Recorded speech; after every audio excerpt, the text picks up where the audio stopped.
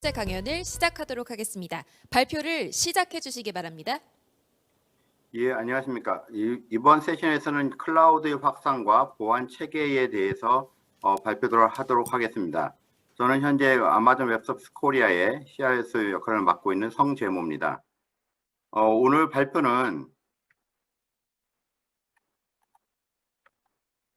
먼저 클라우드의 확산, 클라우드 서비스라고 하면 일반적으로 이제 많이들 알고 계시는데 최근에 이제 클라우드 서비스가 어디까지 확산되고 있는지 클라우드 서비스의 확산에 대해서 좀 말씀드리고 그 다음에 이제 클라우드 보안의 주요 원칙들을 좀 말씀드리도록 하겠습니다.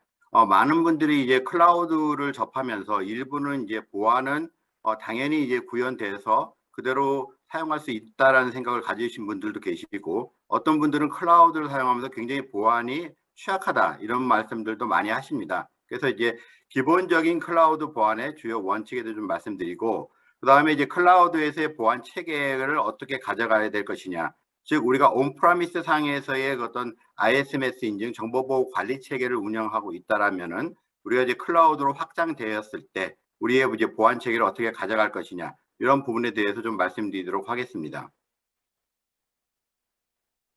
먼저 클라우드 서비스의 확산입니다. 일단 글로벌 트렌드를 좀 보시면은 19년도부터 전략적인 어떤 이제 글로벌 탑 10 트렌드의 내용에도 뭐 자유이동체라든지 무인동체, AI, 그 다음에 디지털화, 그 다음에 이제 클라우드, 엣지의 클라우드의 이제 강화 이런 부분들이 있습니다. 물론 이제 뭐 블록체인 기술, 스마트 스페이스 이런 내용들도 나오고요. 보안에 있어서도 어떤 프라이버시라든지 윤리 이런 것들을 강조한 것들이 나오는 것들을 볼 수 있습니다. 작년 같은 경우에는 조금 이제 이러한 전략 트렌드가 인간 중심이라든지 스마트 공간 이런 거 좀 나눠져 있습니다. 물론 당연히 그 안에는 여전히 초자동화라든지 그 다음에 뭐 투명성, 추적성 이런 부분들도 포함되어 있고 특히 이제 스마트 공간에서 보시면 엣지 강화, 분산 클라우드 즉 이제 클라우드에 대한 내용들이 이제 본격적으로 좀 이제 글로벌하게도 어떤 글로벌 IT 트렌드 전략에 포함되어 있는 걸 보실 수 있습니다. 당연히 AI 보안도 포함되어 있죠. 그다음에 올해 이제 발표된 내용을 보면은 뭐 인간 중심, 장소 독립성 등을 구분하면서 이게 분산 클라우드라든지 언제 어디서 운영 가능한 즉 요번에 이제 저희들이 겪고 있는 코로나 팬데믹이라고 하는 어떤 상황에서 그동안에는 이제 사용자 입장에서의 클라우드를 많이 얘기했습니다만은 또 운영 관점에서 즉 언제 어디서나 또 운영 가능한 즉 직장이 이제 폐쇄되거나 이제 건물이 폐쇄됐을 때도 운영 가능한 이런 부분들의 이슈들이 많이 나오다 보니까는 장소의 독립성이 서비스 관점에서뿐만 아니라 운영 관점에서도 얘기가 나오는 여전히 이제 AI와 자동화에 대한 이슈들이 많이 나오고 있는 걸 보실 수 있습니다. 클라우드 시장의 이제 동향을 보면은 연간 한 17.1%로 지속적으로 이제 성장하는 걸 보실 수 있으며 지금 2021년도를 보면 약 320조 정도의 시장, 전 세계 시장으로 보여지고 있고 2024년도에는 550조 정도 시장으로 이제 저희들이 예측하고 있습니다. 그런데 클라우드 시장에서 가장 제가 이제 뒤에서도 좀 말씀을 드리겠는데요. 우리가 보통 클라우드 서비스를 받는다라고 하면은 IaaS, 즉 인프라에 대한 컴퓨팅이라든지 스토리지, 네트워크 이러한 서비스들을 많이 생각하십니다. 그런데 이제 실질적으로 클라우드 시장에서 보시면 18년도부터 점점 이제 우리 서비스 시장이 더 커지는 거, SaaS, 즉 서비스 에즈 서비스 우리가 이제 제공하는 소프트웨어 에즈 서비스라고 하는 소프트웨어적인 서비스를 제공하는 시장이 점점 더 커지고 있다. 즉 클라우드에 있어서 우리가 일반적으로 생각하는 컴퓨팅이라든지 스토리지라든지 네트워크 이 IaaS 시장의 규모에 비해서 약 2배 이상이 이런 SaaS 시장의 커지고 있는 것을 보실 수 있습니다. 그래서 클라우드라고 하는 것은 단순히 인프라에 대한 서비스뿐만 아니라 이런 소프트웨어적인 서비스 시장도 굉장히 커지고 있는 것을 우리가 이런 글로벌 시장 전망치에서도 확인할 수 있습니다. 이 장표는 지금 세계 공용 클라우드 시장의 시장 점유율인데요. 물론 뭐 작년 데이터하고 우리가 좀 비교 형태에서 좀 보실 수 있을 것 같습니다. 즉 현재는 글로벌하게는 뭐 아마존이 2006년도에 세계 최초로 상용 클라우드를 시작했기 때문에 압도적인 이제 시장 점유율을 가지고 계신 걸 보실 수 있고요. 그다음에 마이크로소프트 애저라든지 구글 클라우드가 10년도, 13년도에 시작하면서 세계 시장에서 이제 2, 3위 정도를 찾아온 걸 볼 수 있습니다. 그러나 우리가 좀 여기서 특이하게 봐야 될 부분은 알리바바라든지 텐센트, 중국계 기업들이 글로벌 시장에서도 상당히 지금 시장 확대를 하면서 매출 성장률이 높게 나타나고 있는 것을 보실 수 있습니다. 이거는 저희가 이제 아마존의 경우에는 매년 12월에 리인벤트라고 해가지고 그동안에 우리가 클라우드 서비스에 대한 내용들, 그 다음에 이제 베스트 프랙티스, 그 다음에 향후 내년도에는 어떤 식의 이제 클라우드 뉴 서비스가 선보일지를 하는 이제 컨퍼런스가 있습니다.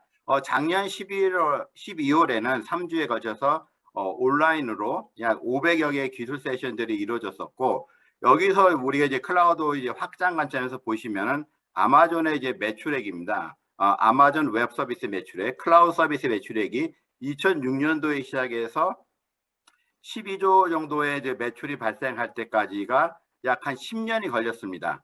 그런데 2016년도에서 2018년도까지 약 그 20조까지 그러니까 10조 이상의 이제 매출이 계속 발생하는 어떤 걸 봤을 때 23개월로 줄었고 10년에서 23개월.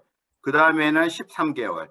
그 다음에 작년에는 12개월 만에 10조의 매출이 성장한 것을 보실 수 있습니다. 즉 클라우드 시장이 아까 이제 전체적인 클라우드 시장에서도 보셨지만은 아마존에서도 급속도로 클라우드 시장의 매출이 증가하시는 걸 보실 수 있습니다.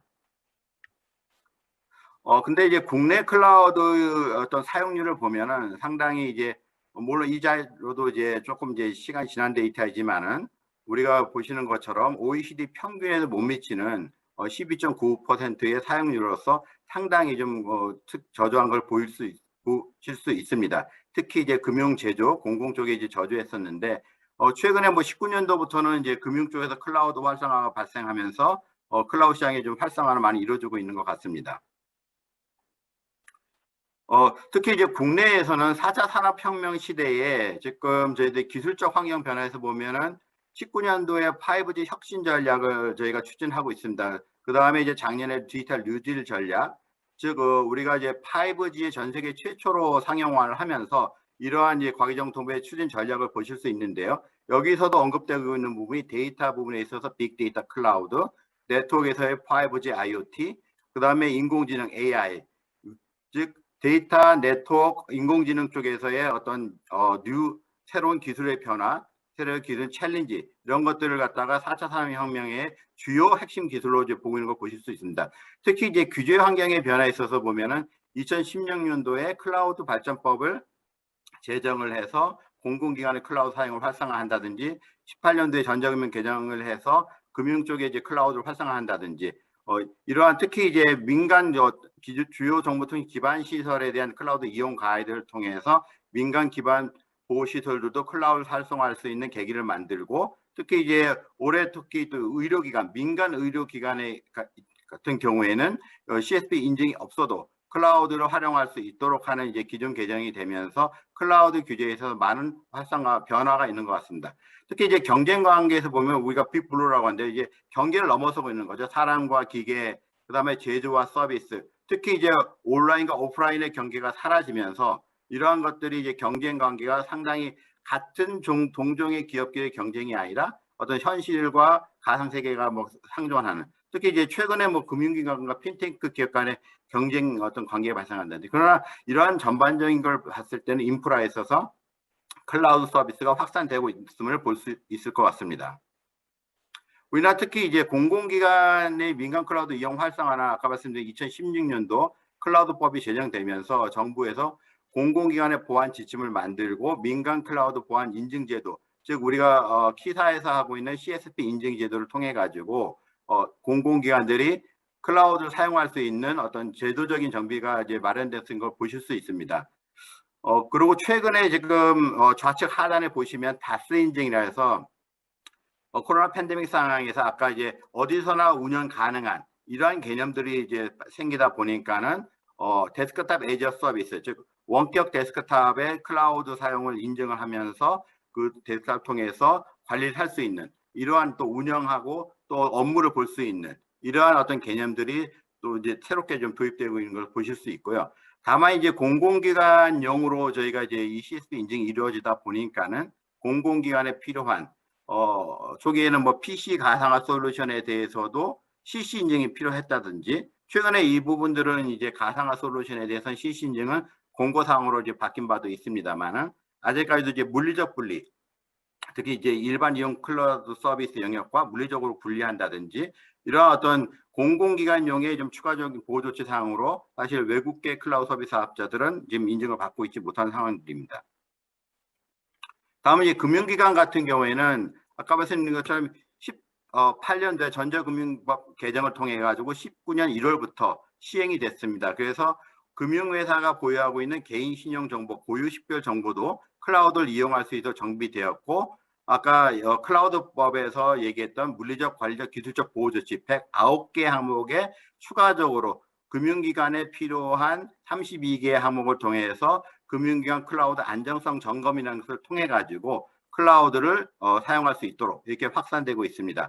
특히 이제 금융기관에서의 규제의 변화의 큰 틀을 보면은 클라우드에서의 논리적 망부리를 허용입니다. 즉 클라우드라는 것 자체가 논리적으로 서비스가 이루어지고 있는 데 있어서 물리적 분리에 대한 사실 좀 클라우드 환경에 맞지 않은 그런 부분들을 배제하고, 당연히 현재 이제 금융기관에서는 전산센터에 물리적 망부리의 요건이 있습니다만 클라우드 센터에서는 논리적 망부를 허용함으로써 클라우드 활성화를 촉진하고 있습니다. 보시는 것처럼 17년에 한 23개 시스템에서 2006년에 42 시스템으로 급속하게 이제 클라우드 사용이 늘어나고 있는 것을 보실 수 있을 것 같습니다. 그럼 기본적으로 제가 이제 서두에서 말씀드렸습니다만 클라우드 서비스를 생각할 때에 우리가 일반적으로 컴퓨팅 파워, 스토리지, 데이터베이스 이러한 기본적인 인프라만을 클라우드 서비스라고 생각합니다. 그래서 이제 클라우드 서비스 컴퓨팅의 정의를 얘기할 때 이러한 컴퓨팅 파워, 스토리지, 데이터베이스들을 우리가 언제 어디서나 접속할 수 있고 필요할 때에 비용을 내고 사용한 서비스다, 이렇게 얘기를 많이 합니다. 그래서 언제 어디서나 사용하면 지불하는 유연한 어떤 서비스로 이제 우리가 인식을 하고 있는데요. 특히 이제 기존의 데이터 센터와 좀 비교를 해보면은 기존의 데이터 센터에서 보안에서는 물리적인 어떤 방화벽이라고 하는 시스템이 존재하고 네트워크 장비들, 스위치, 라우터들이 존재하면서 그 안에 서버라고 하는, 즉 우리가 어떤 컴퓨팅을 일으킬 수 있는 서버라고 하는 이제 시스템들이 존재하면서 스토리지, 데이터베이스와 연결하는 또 스토리지 저장 매체 이런 것들이 존재합니다. 그래서 물리적으로 뭔가 어떤 서비스를 하는 서버는 이거는 뭐 웹 서비스용이다, 이건 데이터베이스용 서비스다, 이렇게 우리가 태깅을 많이 하죠. 이제 그런 식으로 구분할 수 있는 물리적인 어떤 서비스와 장치들이 있었는데, 기본적으로 이러한 부분이 클라우드 오게 되면 보안에서는 보안 그룹이라든지 그다음에 접근에 대한 권한 관리라든지 이런 것들이 전부 다 소프트웨어적인 방식에 의해서 정의가 되고, 특히 이제 네트워크에 있어서도 우리가 네트워크의 어떤 노드 밸런싱을 한다든지 또 네트워크를 갖다가 클라우드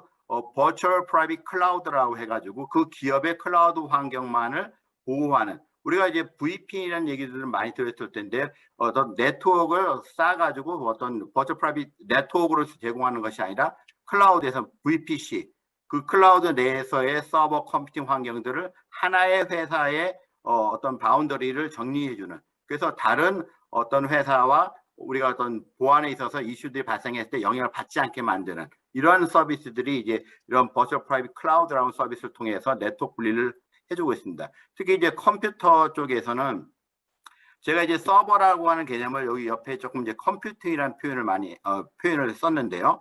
예전에 서버라고 하는 것은 우리가 하나의 서버에 하나의 서비스를 올린다든지, 최근에 이제 기술이 많이 발달해서 서버를 개발하시는 이제 회사들에서도 서버에 버추얼 머신이라는 걸 통해서 여러 개의 서비스를 올릴 수 있는 이런 기술들도 많이 나오고 있습니다. 그러나 그거를 우리는 클라우드라고 사실은 얘기하지 않고 버추얼 컴퓨팅이 아닌 실제로 머신 이미지를 올릴 수도 있고 또 인스턴스를 만들 수도 있고, 요즘 얘기하는 그 지금 오른쪽 끝에 보시면 이제 ECS에서 컨테이너 기반의, 즉 오퍼레이팅 시스템이 없이 가벼운 컨테이너 기반의 어떤 서비스를 만들어서 실제로 이 컨테이너가 동작하면서 서비스가 제공되는, 최근에 또 서버리스라고 해서 아예 그 API 기반의 서비스가 제공될 수 있는, 즉 고전적인 어떤 오퍼레이팅 시스템이 있고 그 위에 어떤 서비스가 올라가야 된다는 개념 자체가 클라우드에서는 좀 다른 개념으로 이제 우리가 보시면 될 것 같습니다.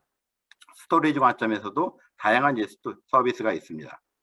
그러나 이러한 어떤 이제 클라우드에서 특히 고가용성, 그 다음에 확장성, 그 다음에 어떤 하나의 데이터 센터가 장애가 났을 때 옆에 데이터 센터 바로 서비스가 되는, 우리가 보통 이제 DR이라고 하는 어떤 복구 체계를 많이 얘기하는데, 클라우드에서 당연히 이제 DR 체계를 가져가야 되겠습니다만은 이런 이중화, 삼중화를 통해서 높은 어떤 이제 장애에 대한 대처 방안들을 이루어지고 있습니다. 그래서 지금 이제 서울 리전만 하더라도 이 가운데 보시면 어베이러블 존이라고 하는 것들이 4개의 어베이러블 존이 존재합니다. 그 각각의 어베이러블 존에는 각각의 네트워크들이 메시로 이렇게 연결되어 있고, 하나의 어베이러블 존이 장애 나더라도 내 서비스를 최소 두 군데 어베이러블 존에다 갖다 놓는다면 실시간으로 전혀 장애의 영향을 안 받고 서비스가 가능한 것입니다.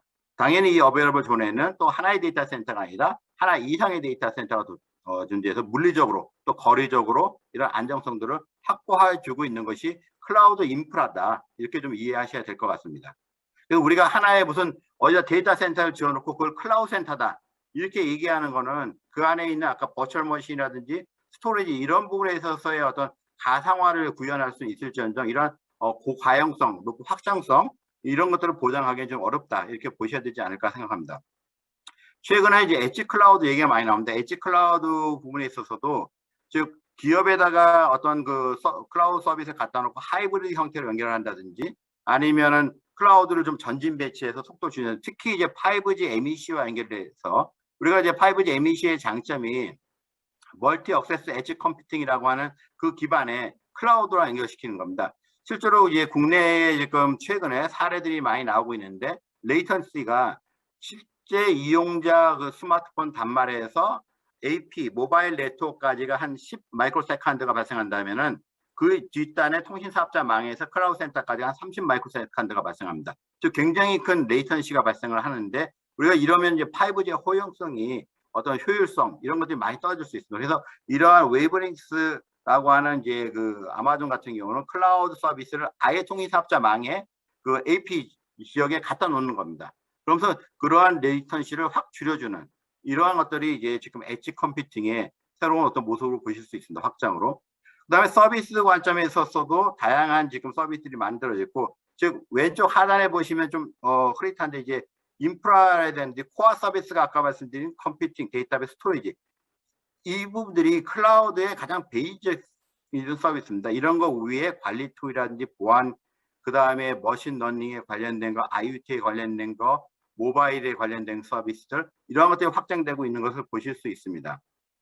특히 이제 아마존 같은 경우는 작년 리이벤트에서도 발표했지만 AI 분야에 있어서 뭐 콜센터라든지 헬스케어, 미디어, 제조, 컴퓨터 비전 이런 모든 비전에 있어서 새로운 어떤 그 서비스들을 출시를 했고, 이러한 서비스들은 아마존이 제공해주는 서비스도 지금 200여 가지로 늘어나고 있습니다만 마켓플레이스라는 걸 통해 가지고 수만 개의 서비스들이 또 우리가 재사용할 수 있는 이런 서비스들이 계속 제공되고 있다, 이렇게 보시면 될 것 같습니다.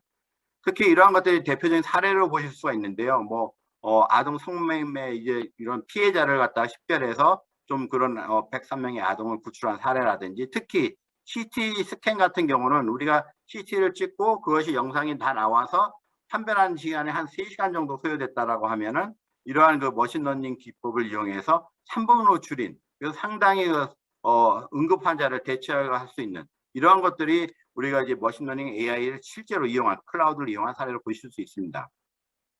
또 좀 전에 말씀드린 것처럼 그 엣지 컴퓨팅에 연결돼서 이러한 머신러닝 AI 서비스들이 엣지 인텔리전스 쪽으로 연결되고 있는 것을 보실 수 있습니다.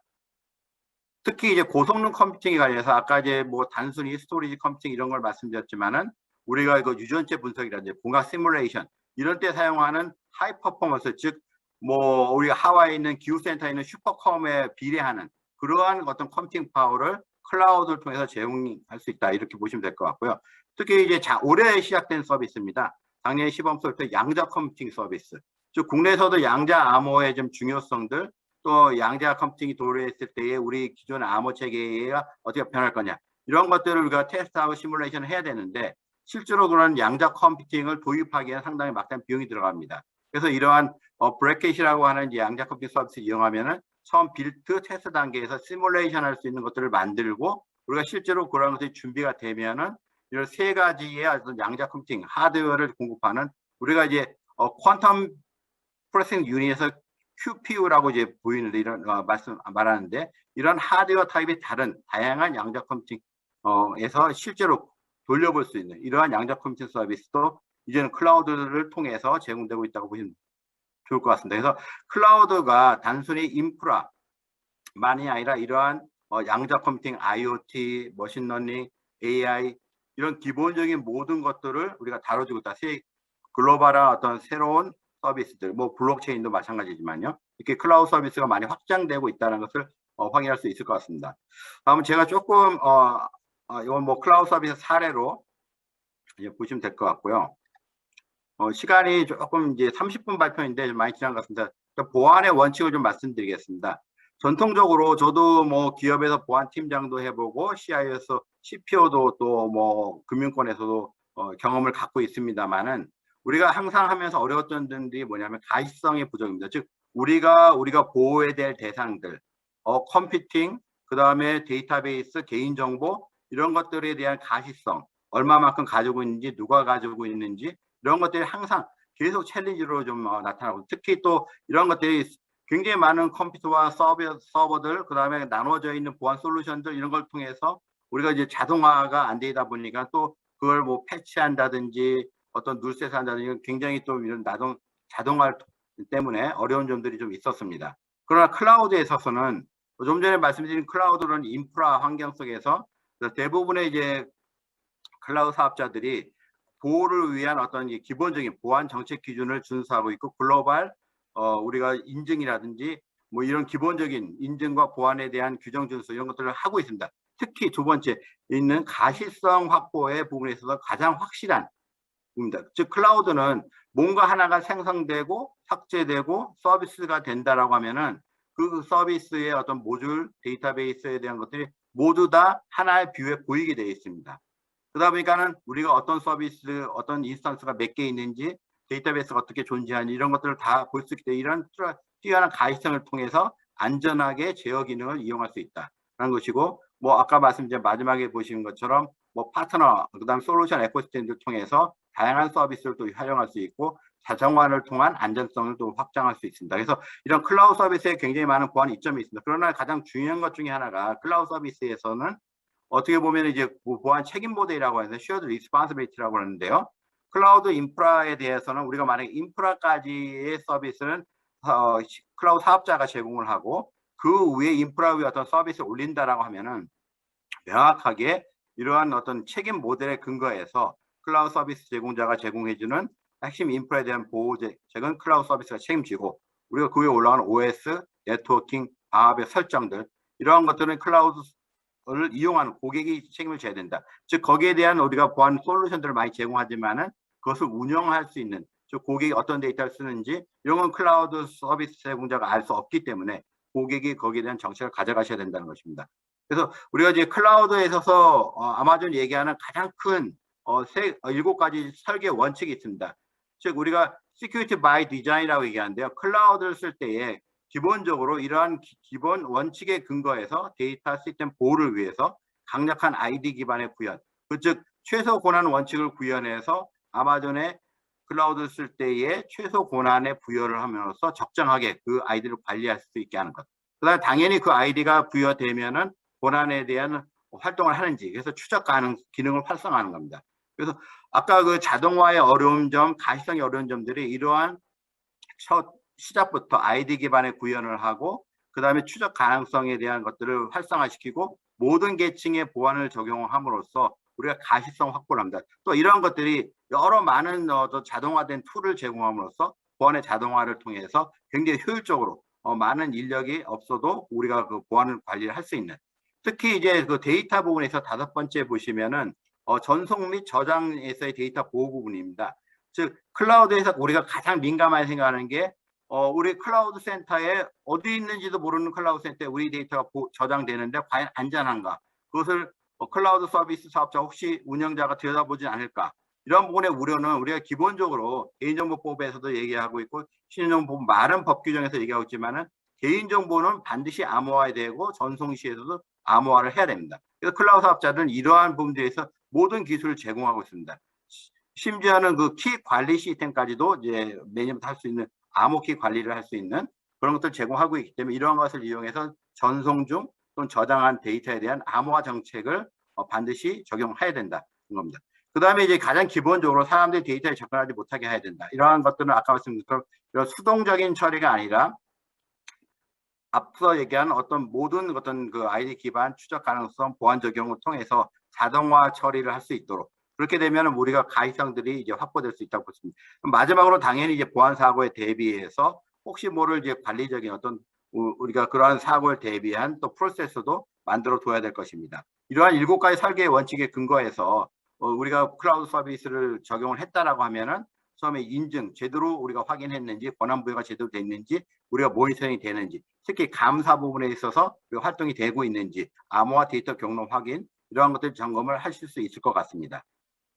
이러한 것들을 제공하기 위해서 우리가 이제 아이디 관리, 그다음에 접근 제어에 있어서 이런 솔루션들, 그다음에 탐지하는 부분, 인프라 보호하는 부분, 데이터 보호, 그다음 사고 대응, 각각의 분야에 있어서 아마존은 이런 서비스를 제공을 하고 있습니다. 물론 아까 말씀드린 것처럼 이러한 서비스는 아마존의 서비스뿐만 아니라 서드 파티의 수천 개의 서비스들이 이제 우리가 적용할 수 있는 서비스들이 아마존 서비스에서 제공되고 있는 걸 보실 수 있습니다. 지금 시간이 조금 오버돼 가지고 제가 간략하게만 글로벌하게도 지금 클라우드 보안에 있어서는 ISO 20118에 있어서 클라우드에 특별히 필요한 서비스를 규정들을 하고 있고 클라우드 서비스 클라우드 시큐리티 얼라이언스라고 하는 글로벌한 클라우드 보안 협의체에서도 이러한 것들이 통제, 클라우드에 어떤 것을 추가 통제를 해야 되는지를 우리가 발표를 하고 있습니다. 그러나 오른쪽에 좀 제가 말씀드리고 싶은 눈여겨보셔야 될 게 보통은 이제 스타 레벨 2, 즉 3자의 오디트를 받으면 이러한 인증을 받습니다. 그러나 향후 우리가 많은 사고들이 그럼에도 불구하고 발생하고 있는 부분들은 자체적인 감사를 지속적으로 해야 된다는 것. 특히 레벨 3에 가보시면은 이런 오디트를 연 1회의 어떤 이제 일회성이 아닌 지속적인 오디트를 통해 가지고 안정성들이 지속적으로 확보돼야 된다. 이런 것들이 이제 글로벌하게 좀 더 확장되고 있는 어떤 서비스 관리식이라고 보실 수 있을 것 같습니다. 특히 미 정부 같은 경우도 2012년을 기준으로 해가지고 기존의 올드웨이 즉 우리가 이제 선이 연결돼 있고 선을 어떤 뭐 물리적으로 보호하고 이런 체계에서